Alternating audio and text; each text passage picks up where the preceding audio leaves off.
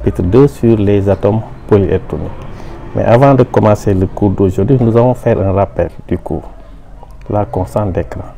On avait dit que quand vous avez un atome polyélectronique sur un concentré sur un électron mais sur l'ensemble des électrons, et la charge perçue par un électron est inférieure à la charge totale du noyau, chaque électron percevant une partie de la charge totale du noyau.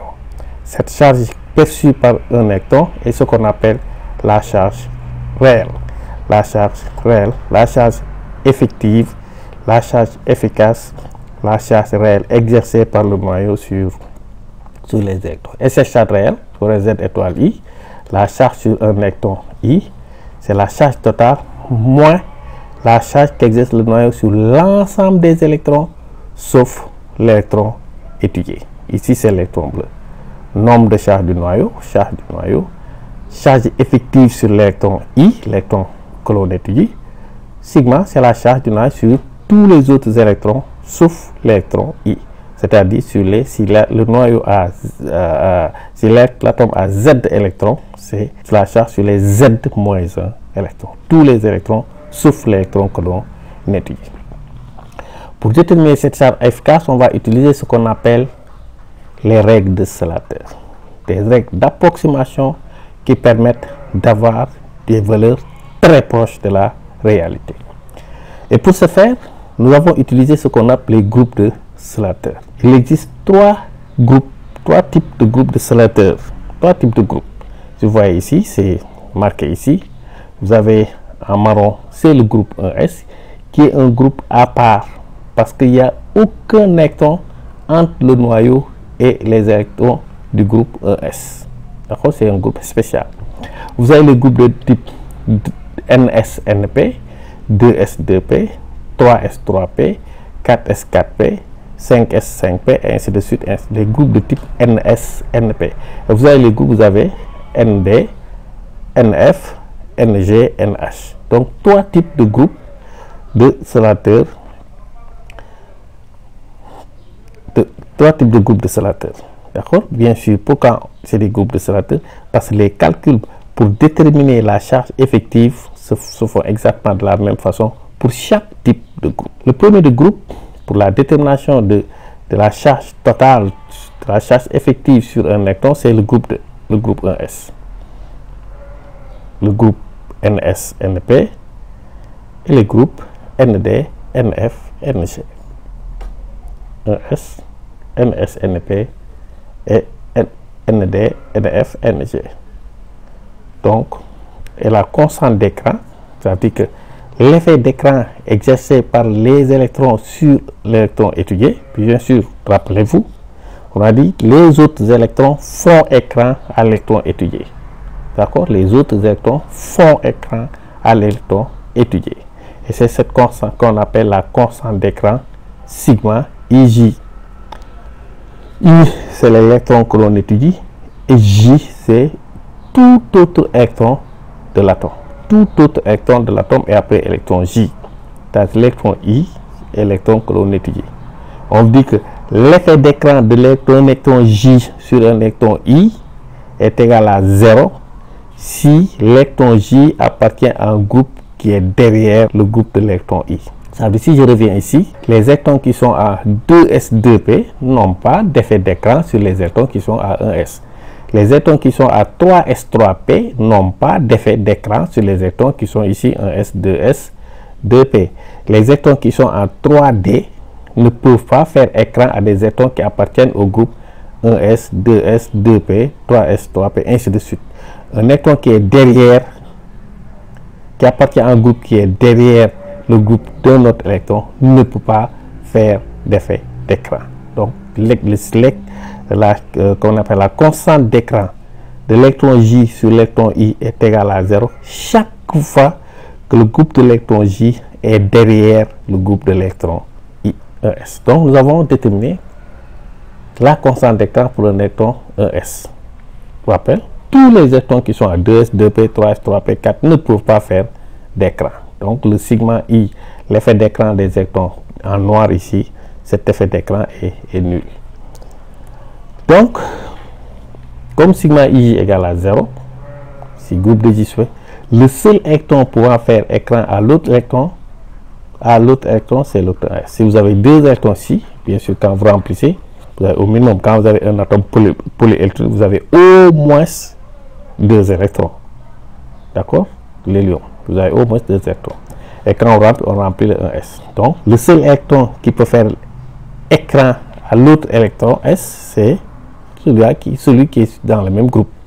Donc, le seul électron pour pouvoir faire écran, c'est celui-là. De ce fait, sigma ij pour un électron 1s est toujours égal à 0,30. L'effet d'écran d'un des électrons S sur l'autre électron 1s est toujours égal à 0,30. Et bien sûr, on l'avait dit, la charge effective sur un électron 1s, sigma 1s, est égal à Z moins sigma 1s. Z étoile 1s est égal à Z moins sigma 1s. Exemple, on va calculer, donner les charges effectives d'un électron S de C6, de S16 et de I53, sachant que sigma 1s est toujours égal à Z moins sigma 1s. Pour C6, Z étoile, la charge effective sur un électron 1s du carbone, c'est égal à 5, pour le 16s, bien sûr, sigma 1s, c'est 16 moins 0,30, ça fait 15,70.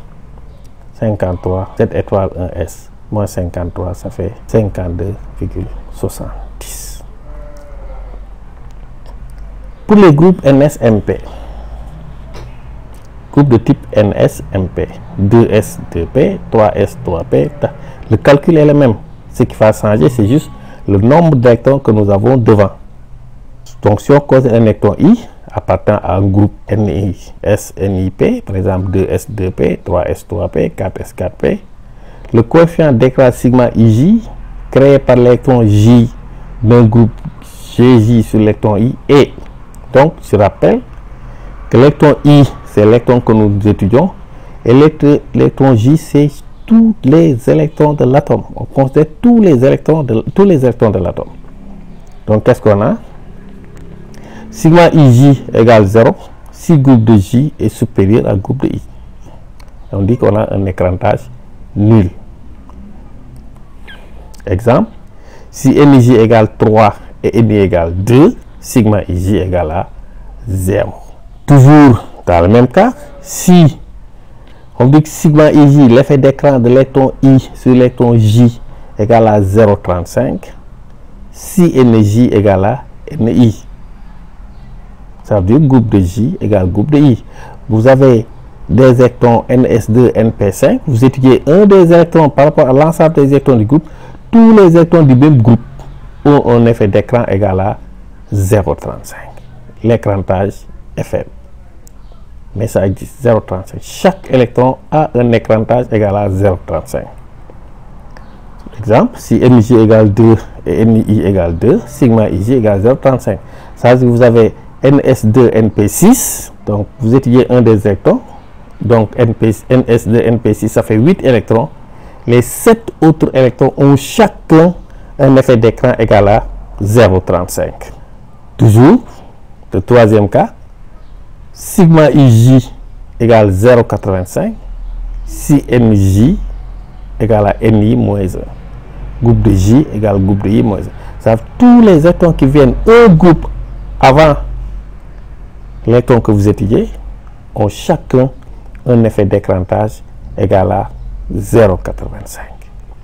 Et enfin, exemple, pardon, si Nj égale 2 et Ni égale 3. Donc votre électron se trouve à 3s2, 3p6. Ici donc sur la couche N égale 2, vous avez 2s2, 2p6. Chacun des 8 électrons qui précèdent l'électron I, chacun de ces 8 électrons a un effet d'écran égal à 0,85. Ensuite, bien sûr, si sigma ij égale à 1, si Nj se trouve à un groupe de l'électron que vous étiez, c'est-à-dire Nj égale Ni moins 1. On a un écrantage total. Exemple, vous avez Ni qui se trouve au groupe 3s2, 3p6, et vous avez 2 électrons à 1s2. Donc les 2 électrons de 1s2 ont chacun un effet d'écran égal à 1. On a un écrantage total. Exemple, on va faire la charge effective sur l'électron 3s du TI, 1s2, 2s2, 2p6, 3s2, 3p6, 4s2, 4p2. Donc vous comptez, vous avez 22 électrons. Quel est l'effet d'écran sur un électron du groupe 3s, 3p? N'oubliez pas, on a 8 ici. Donc on cherche sigma 3s ou bien z 3s, 3p. Sigma, on commence par sigma 3s, 3p.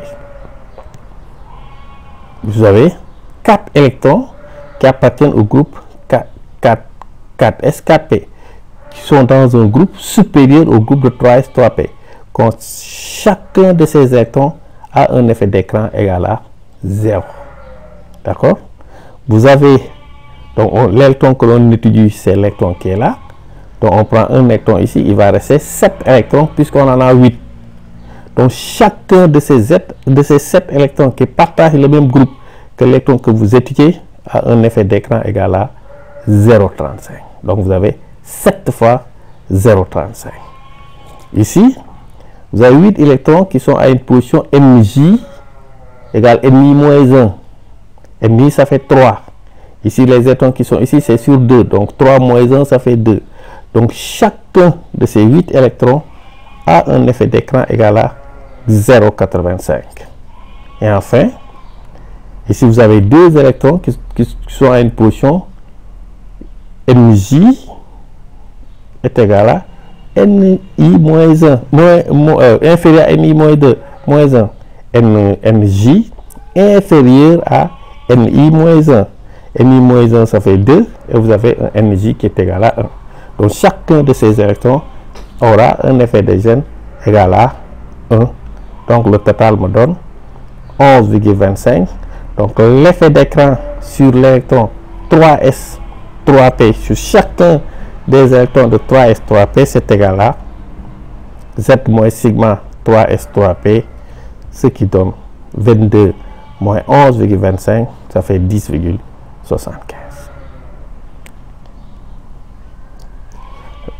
Pour le groupe de type ND, NF, NG, les règles de calcul sont les mêmes. Donc, si vous avez un électron sur un électron I appartenant à un des groupes de type ND, NF ou NG, le coefficient d'écran sigma IJ créé par un électron J d'un groupe J est, donc l'électron J d'un groupe J, je rappelle l'électron J, c'est l'ensemble des électrons de l'atome sauf l'électron que vous étudiez. Sigma IJ égale à 1 si groupe de J est inférieur à groupe de I.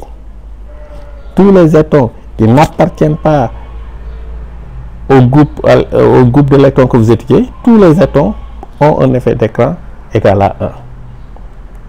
Sigma IJ égale 0,35 si l'électron que vous étudiez appartient au même groupe que l'autre électron qui fait écran. Sigma IJ égale à 0,35. Et enfin, ça on l'avait déjà vu depuis longtemps, sigma IJ égale 0 sur groupe de J supérieur à groupe de I. Donc voilà les 3 cas dans le cas. Donc pour tous les électrons de type ND, NF, NG. Application, on a le germanium 32. Donc on demande de déterminer, par exemple, donner la charge efficace effective sur un électron 3D de G32. Voici le 3D. Il y a 10 électrons. Bien sûr, 1s2, 2s2, 2p6, 3s2, 3p, 3d10, 4s2, 4p2. Donc, on divise toujours en groupe de Slater. On commence Z sigma 3D.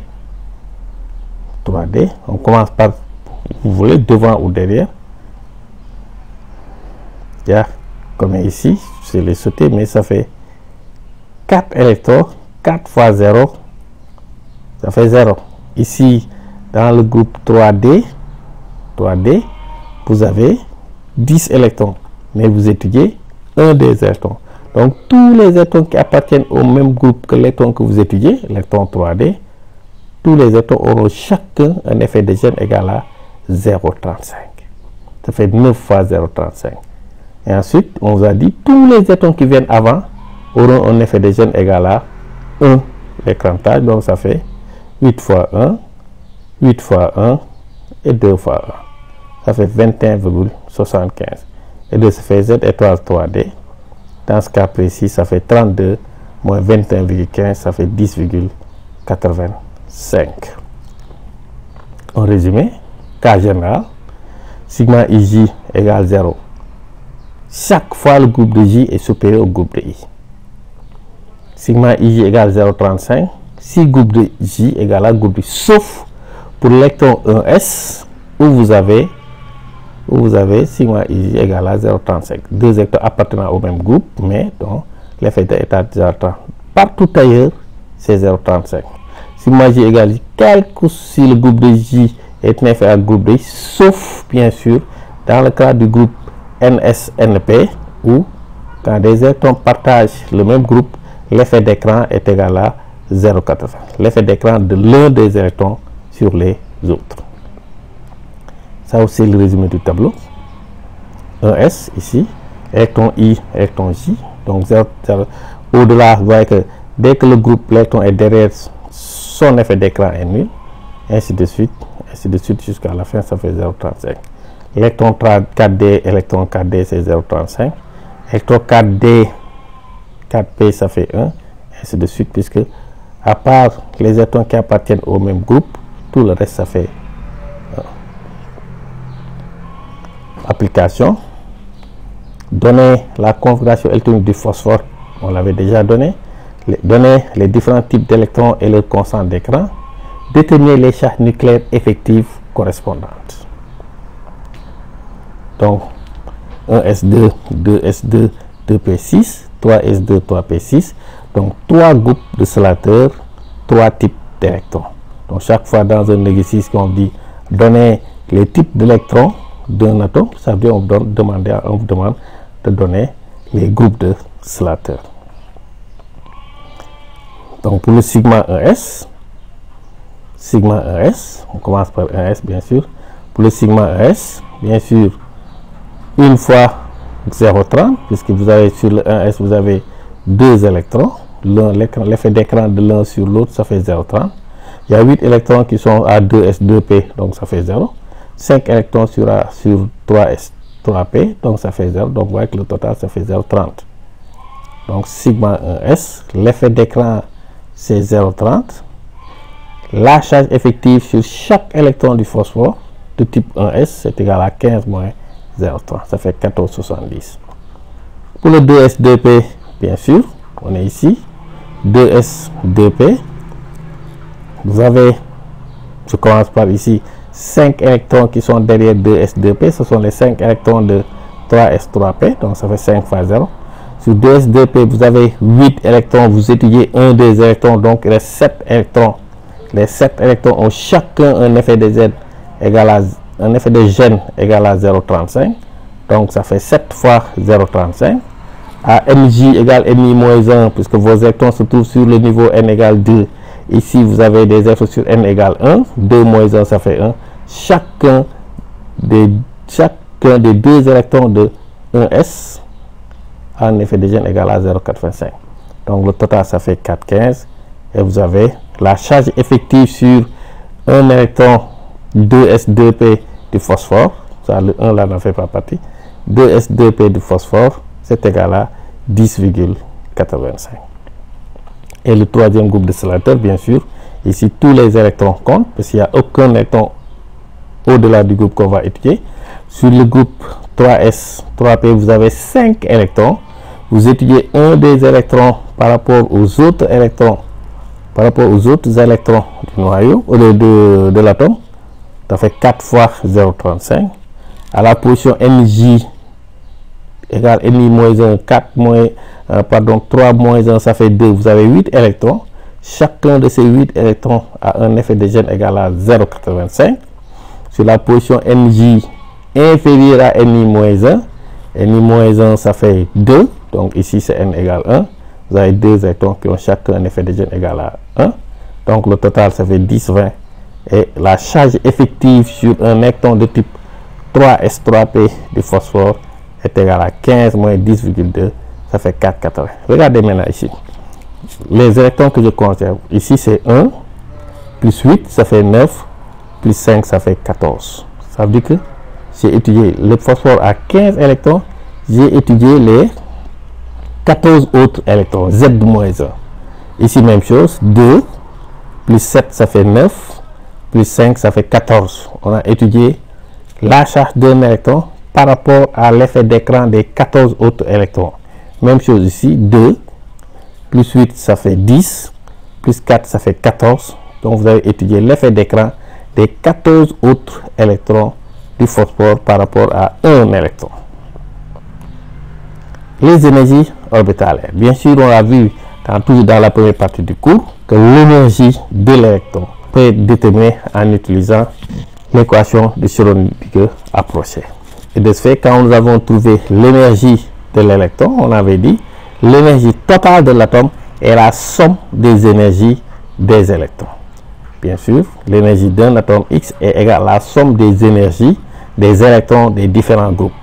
On avait vu aussi, donc si je peux écrire que E, c'est sigma sur les I de alpha I et I. Alpha I, c'est le nombre d'électrons dans le groupe. Et I, c'est l'énergie de l'électron I. Alpha I, donc dans le groupe de sélecteurs, par exemple, 2s2p peut avoir 8 électrons. Mais la charge effective est la même. Comme l'énergie, on l'a déjà vu dans la première partie, comme l'énergie se calcule en fonction des Z effectifs, tous les électrons de même groupe vont avoir exactement la même énergie. Donc, au lieu de faire E1 plus E2 plus E3 S4, c'est alpha. S'il y a alpha électrons dans le groupe, donc c'est alpha fois EI. Mais on avait vu aussi que l'énergie EI, c'est l'énergie de l'hydrogène dans laquelle Z est remplacé par Z étoile ou encore l'énergie de l'orbital A. On l'a vu dans la première partie du cours. L'énergie de l'hydrogène dans laquelle Z est remplacé par Z étoile. On l'avait donné en disant que cette énergie dépendait de N et de L, du nombre quantique principal et du nombre quantique secondaire, moins Z étoile, moins E0, Z étoile carré sur N carré. En fait, ça aussi, on l'a répété tout au long de l'année. L'électron n'a pas une énergie propre, il prend l'énergie du niveau où il se trouve. Donc, l'électron n'a pas son énergie propre, il prend toujours l'énergie de l'orbital atomique où il se trouve. Donc, le EI, c'est l'énergie de l'orbital atomique, mais c'est aussi l'énergie de l'électron. On voit ici, donc l'énergie d'un atome, c'est la somme des énergies, de tous les électrons. En n'oubliant pas que l'énergie d'un électron maintenant est donnée par l'énergie de l'hydrogène dans laquelle Z est remplacé par Z étoile. Par exemple, on va calculer l'énergie de l'oxygène. Calculer l'énergie de l'oxygène au 8. Ici, vous voyez qu'ici, on a la configuration électrique de l'atome d'oxygène 1s2, 2s2, 2p4, 1s2, 2s2, 2p4. Donc, on a deux groupes de sélecteurs. On aura deux énergies orbitalaires. Donc, l'énergie de O, bien sûr, 2 fois l'énergie de 1s, 6 fois l'énergie de 2s, 2p. Les 6 là représentent l'alpha I qu'on avait tout à l'heure. Comme ici on a 2 électrons et la charge effective sur chacun est la même, donc c'est 2 fois l'énergie de 1s. Ici vous avez 6 électrons qui ont exactement la même charge effective, et comme l'énergie dépend que de la charge effective bien sûr et du niveau, ils sont dans le même niveau, donc ce sera 6 fois 2s2, l'énergie de 2s2, 2p. 6 fois l'énergie de l'orbital 2s2, 2p. Donc ici on remplace, donc ça fait 2 moins E0 Z étoile 1s au carré sur 1 au carré, plus 6 fois l'énergie de moins E0 Z étoile 2s 2p sur 2 au carré. Et vous avez ça, donc si je remplace, Z étoile 1s et Z moins sigma 1s, Z étoile 2s 2p, c'est Z moins sigma 2s 2p. Et ainsi, sigma 1s ça fait 0,30, donc Z étoile 1s ça fait 7,70, sigma 2s 2p, donc ça fait, on utilise toujours un des électrons de 2s par rapport à l'ensemble des électrons du groupe. Donc 5 fois 0,35, il y a 6 électrons là-bas. Les 5 autres électrons ont chacun un effet de gêne égal à 0,35. Et bien sûr, à mj égale mi moins 1, 2 fois 0,85, donc 3,45. Et bien sûr, z étoile 2s 2p, ceci, on applique pour déterminer l'énergie totale de l'atome d'oxygène. Moins 13,6, 2 fois z,70 au carré sur 1 au carré, voire plus 6 fois 4,55 au carré sur 2, ça fait moins 2035,02 électronvolts. Mais la formule ci-dessus, quand vous utilisez la formule théorique, on a toujours un certain écart avec les résultats expérimentaux. De ce fait, quand on détermine les énergies des atomes, on utilise ce qu'on appelle la formule corrigée. Et la formule corrigée permet d'avoir des résultats expérimentaux proches des résultats théoriques. D'accord? Et de ce fait, ici on a l'énergie orbitalaire, moins E0z étoile carré sur n carré. N, c'est ce qu'on appelle le nombre quantique effectif. Bien sûr, Z, c'est le nombre de charges effectifs. N étoile, c'est le nombre quantique. C'est le nombre quantique effectif qui a été déterminé expérimentalement pour Slater. Pour les 3 premiers niveaux, il n'y a pas de différence entre le nombre quantique réel et le nombre quantique effectif. Mais à partir du 4e niveau, vous voyez que si n égale 4, n étoile, ça fait 3,7. Si n égale 5, n étoile égale 4,0. Et si n égale 6, n étoile égale 4,2. Au-delà, il n'y a pas plus de correspondance réelle. La différence est ce qu'on appelle le défaut quantique. À partir de là, on peut déterminer l'énergie d'ionisation d'un atome polyélectronique. Bien sûr, dans la première partie du cours, nous avons parlé de l'énergie d'ionisation, sans préciser, parce qu'on avait un seul électron. Que ce soit l'atome d'hydrogène ou un hydrogénide, on avait un électron. Donc l'ionisation, c'était le fait d'enlever l'électron de l'hydrogène et de l'hydrogène. Ici, on a plusieurs électrons. Donc, on peut enlever un électron à plusieurs reprises. Et c'est pourquoi on va définir l'énergie de première ionisation. Dans l'approximation de Slater, l'énergie de première ionisation ion d'un atome X est la différence des énergies des cations EX+ et de l'atome neutre X. Première ionisation. Donc quand j'ionise, donc l'ionisation, qu'il faut fournir un atome gazeux à l'état fondamental pour arracher un électron.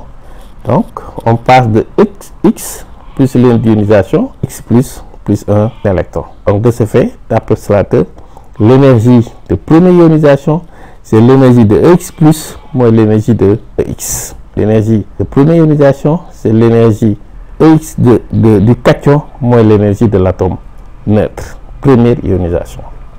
De ce fait, on peut calculer, par exemple, on va calculer les énergies de première ionisation de P et de P+. En déduire, donc calculer les énergies de P et de P+, en déduire l'énergie de première ionisation de P. Première ionisation, ça, ce thème-là est très important. Première ionisation. Donc l'énergie de première ionisation, P plus I1, ça donne P plus un électron. Donc par définition, en utilisant la position de Slater, l'énergie de première ionisation du phosphore, c'est l'énergie de P plus moins l'énergie de P. Donc P, ça fait 1s2, 2s2, 2p6, 3s2, 3p3. L'énergie totale de P, c'est sigma sur les I d'alpha I et I. Avec EI, bien sûr, moins E0z étoile au carré sur une étoile au carré. Donc ça fait 2 fois l'énergie de 1s, puisqu'on a 2 électrons ici. 8 fois l'énergie de 2s, 2p, puisqu'on a 8 électrons ici. Et 5 fois l'énergie de 3s, 3p, puisqu'on a 5 électrons ici. Donc 3 groupes de Slater, 3 types d'énergie. L'énergie de l'orbital 1s, l'orbital 2s, 2p, l'énergie des orbitales 3s, 3p. Bien sûr, on fait appliquer la définition. Moins 2 E0z étoile 1s sur n étoile au carré. Moins 8 E0z étoile 2s 2p sur n étoile au carré. Moins 5 z étoile 3s 3p sur n étoiles au carré. Donc sigma 1s, ça fait Z moins sigma S 1430. Sigma 2s 2p, donc sigma 2s 2p 2 fois 0,85, puisque il y a deux étoiles en position n égale n 7 fois 0,35, bien sûr, au-delà ça fait 0, donc 4,15. 3s 3p, 2 fois 1, 8 fois 0,85, 4 fois 0,35, ça fait 10,3. Z étoile, ça fait 8, et vous avez l'énergie totale, moins 13,6, 2 fois 14,7 au carré, plus 8 fois 10,85 sur 2 au carré, plus 5 fois 4,8 sur 3 au carré. Bien sûr, on a factorisé par moins E0, vous retrouvez ici, moins E0. Et vous avez l'énergie totale du phosphore, moins 9253,78 électrons. Et plus, bien sûr, il a perdu un électron, donc 3s2, 3p2. Donc ça ne change pas. Sigma sur les i de alpha et i, 1s, plus 8, 2s, 2p, plus 4 e prime, je l'appelle le prime 3s, 3p, plus ce e prime là n'est plus la même que le 3s, 3p que nous avons dans le cas du phosphore. Ces fonctions, ce e là, c'est fonction bien sûr du nombre d'électrons que vous avez ici. Sigma 1s n'a pas changé, toujours 0,30. Sigma 2s, 2p n'a pas changé, puisqu'on a toujours le même d'électrons ensemble et devant. Ce qui a changé, c'est le nombre d'électrons derrière. Bien sûr, 3s, 3p a changé, puisque maintenant, au lieu d'avoir 4 fois 0,35, nous avons 3 fois 0,35, puisque un électron est parti, il reste ici. Donc, voici les 3 charges effectives sur les 3 types d'électrons, sur les 3 groupes de Slater. Donc, on est là, toujours ça n'a pas changé. Moins 2E0, Z étoile 1S sur N au carré. Moins 8E0, Z étoile 2S 2P sur N au carré. Ici, maintenant, vous avez 4E0, Z étoile 3S 3P sur N étoile au carré. Et ce qui donne ce résultat-là, moins 9240,01 hectovolts. Et ça donne l'énergie de première ionisation, I1, EP+, moins EP, ça donne moins 9240,01, moins 9250,78, donc ça fait plus 13,77 hectovolts. Je rappelle, on l'a vu depuis le premier semestre, la charge, l'énergie d'ionisation est toujours positive. C'est une énergie que l'on fournit au système. Calculer les énergies de Na, Na+, déduire l'énergie de première ionisation de Na. Chose, Na plus I1, ça fait Na plus 1 électron. I1, donc ça fait ENA plus moins ENA. N11, Na, 1S22, S22, P6, 3S1. Donc ça fait l'énergie, ça fait 2 fois 1S, il y a 2 électrons ici. 8 fois 2S2P et 3S, puisqu'il y a un seul électron ici. Sigma 1S n'a pas changé, toujours Z moins 0,30, ça fait 11 moins 0,30, ça fait 10,70. S2P, 4,15. Excusez-moi, on l'a déjà calculé. Donc ça fait, et 3S, ça fait 8,80.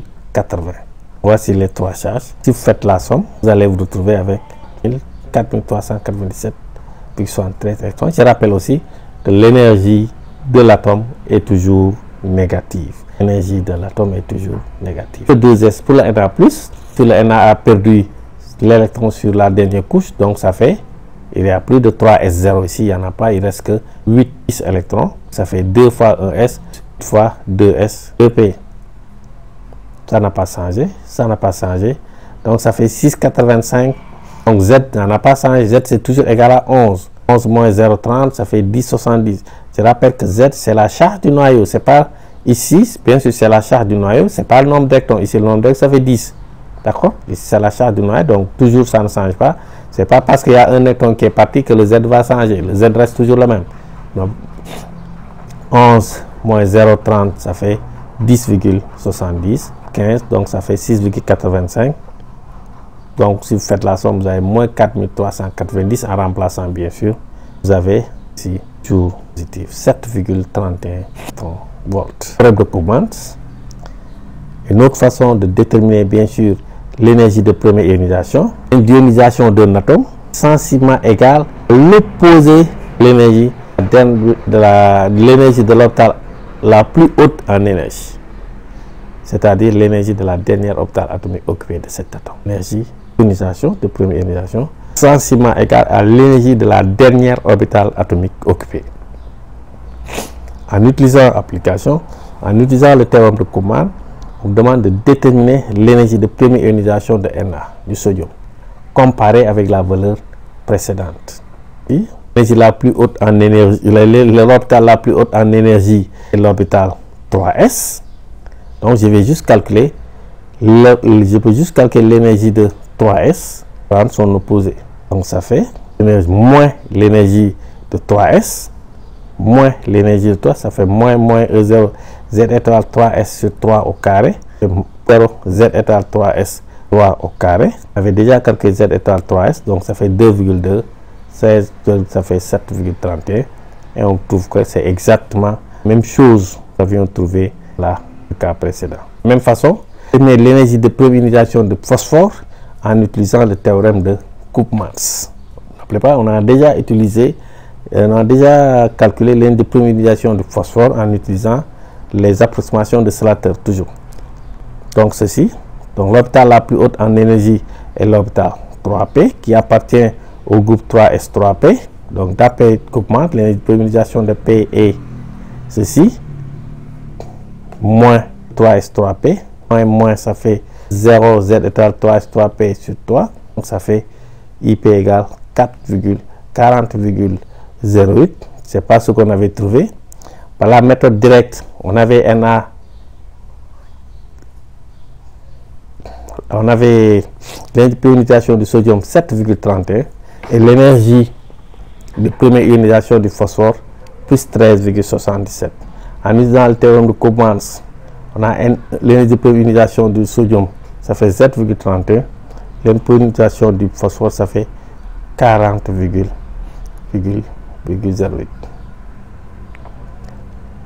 Donc, nota B, le terme Koopmans n'est rigoureusement valable que lorsqu'on a un seul électron sur le dernier groupe de Slater occupé. Donc, si vous n'avez plus d'un électron sur le dernier groupe de Slater, vous ne pouvez pas appliquer le théorème de Koopmans.